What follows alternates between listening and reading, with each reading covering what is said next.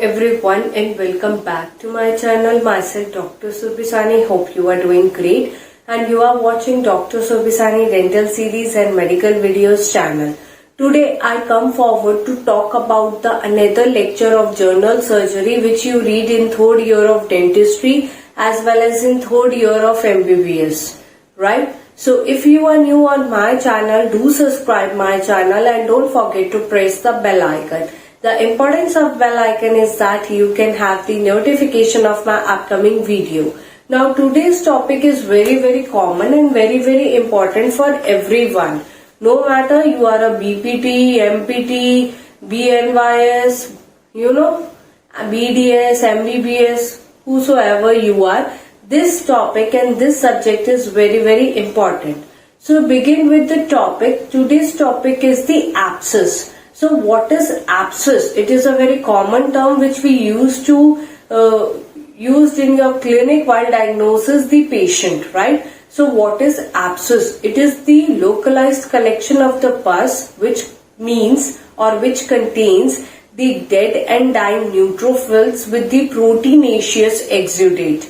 Now there is the classification of the abscess. Basically, in general surgery, the abscess is classified into three categories. One is the pyogenic abscess, second is the pyemic abscess, third one is the cold abscess, right? So again, as a name suggests, pyogenic abscess, the most common form of abscess which is present.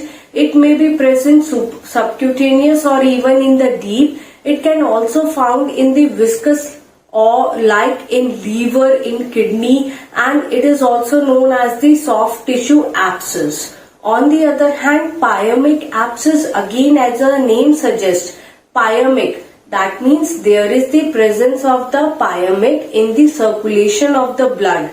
That's why it is known as the pyemic abscess. Followed by the third type of the abscess is the cold abscess. That is occur due to the involvement of the lymph node or the spine, right? There is the involvement, a tubercular lymph node involvement is there or the involvement of the spine. Now if we talk about the pathophysiology of the injury or the inflammation that can lead to the release of the pus, so what all the pathology is working behind it. Let's say there is some injury that can lead to the inflammation.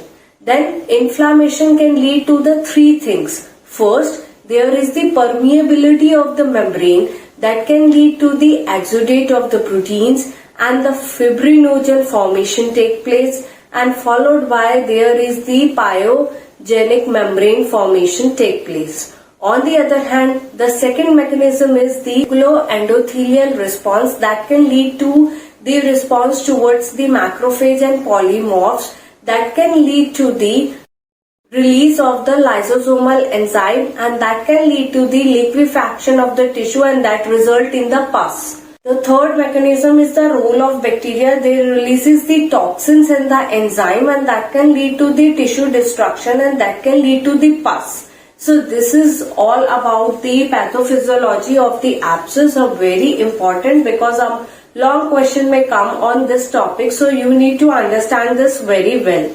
That's all about the today's video. In my upcoming video, we will talk in detail about the different types of the abscess, right? That too separately in detail. So till then, stay tuned with my channel. If you still have any query, you can drop me the mail which is shown on your screen, and don't forget to follow me on my Instagram ID which is shown on your screen. Thank you for watching.